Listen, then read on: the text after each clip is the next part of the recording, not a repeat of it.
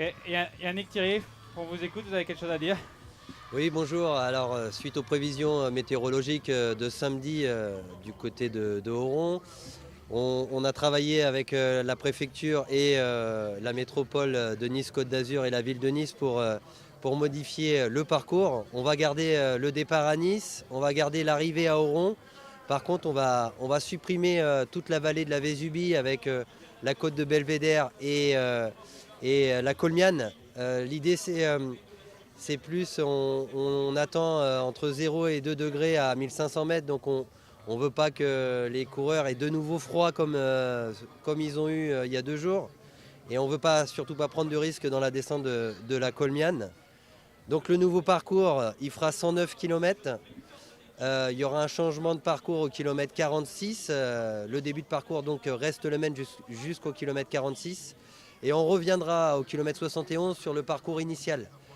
L'étape fera 109 km, 2300 mètres de dénivelé positif et l'arrivée à Oron est conservée. La montée de Oron sera le juge de paix de cette 7e étape de Paris-Nice. Voilà pour les changements. Comment ça change la dynamique de la course? Finalement, c'est un peu plus une arrivée au sommet en montée sèche. À la fin, c'est un peu plus ça. Il est vrai qu'on retire des difficultés. Après, on reste sur une course de côte. Il y avait 30 km de vallée entre la fin de la descente de la Colmiane et le pied de Oron. Donc là, il y aura 50 ou 60 km de vallée, donc 30 km de plus. Donc on est un peu dans la même philosophie. On ne change pas trop l'étape. En tout cas, on voulait garder cette arrivée au sommet. Et on voulait surtout arriver à Oron.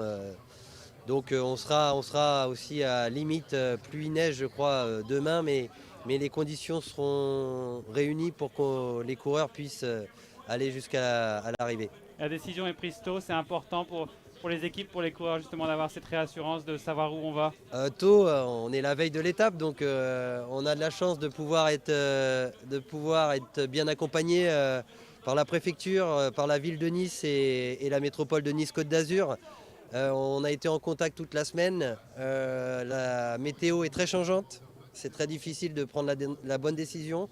En tout cas, on sait que nos rapports sont bons et je pense qu'on tend vers quelque chose de bien pour les coureurs et pour les équipes.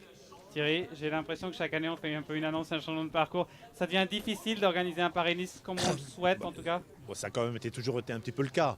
Bon, c'est vrai qu'on aurait aimé être une semaine plus tôt, parce que la semaine dernière, il faisait 15 degrés, 17 degrés.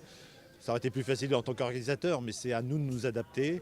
Voilà, on sait que lorsqu'on est à la limite de la pluie-neige, il faut éviter les longues descentes, parce que les coureurs peuvent être frigorifiés.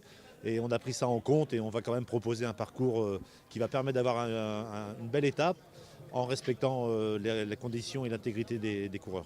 Pour dimanche, tout va bien, par contre? Oui, la météo va changer dans la nuit de samedi à dimanche et on aura eu un très beau parcours de Paris-Nice. C'est vrai, on va enlever un col, mais je pense que si on regarde l'étape d'hier, on avait rajouté beaucoup de côtes et sur l'équilibre général de Paris-Nice, on sera bien.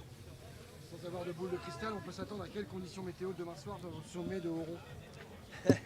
Si je le savais. Ah, Non, les mais prévisions, c'est à la limite pluie-neige. Alors si on est dans le bon quart d'heure, il n'y aura pas de neige. Si on est dans le mauvais quart d'heure, il y aura peut-être un petit peu de neige. Mais ça tiendra, en aucun cas, ça tiendra sur la route.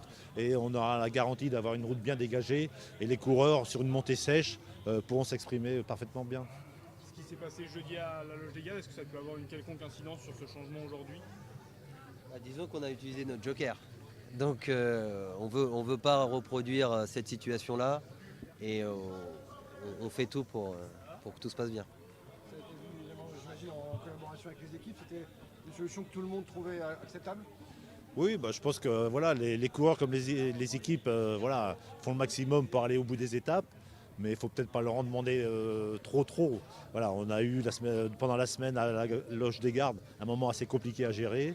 On n'a pas envie de se remettre dans les mêmes conditions et on a anticipé peut-être un mouvement d'humeur. Voilà, là on va avoir une étape qui va se dérouler dans des bonnes conditions, je pense. Des conditions difficiles mais acceptables. Voilà. Si je peux me permettre un mot, Priori Jonas Vingegaard ne repart pas ce matin, une réaction. Donc, voilà, hélas, il a encore été malheureux hier. Ça ça fait perdre un tout petit peu d'intérêt à la course, forcément. Oui, mais ça, c'est les saisons sont longues hein, et les occasions de chuter sont nombreuses. Hier, il chute dans des conditions quand même assez simples. On montait un col, il chute à 15-20 km/h, il a touché une roue, il chute. C'est la malchance. Mais il y en aura d'autres au cours de la saison, malheureusement, et il faut vivre avec ça. Hein. C'est un sport qui est à risque par moment, et il faut accepter que par moment, il y ait des coureurs qui soient blessés. Merci messieurs. Merci à vous.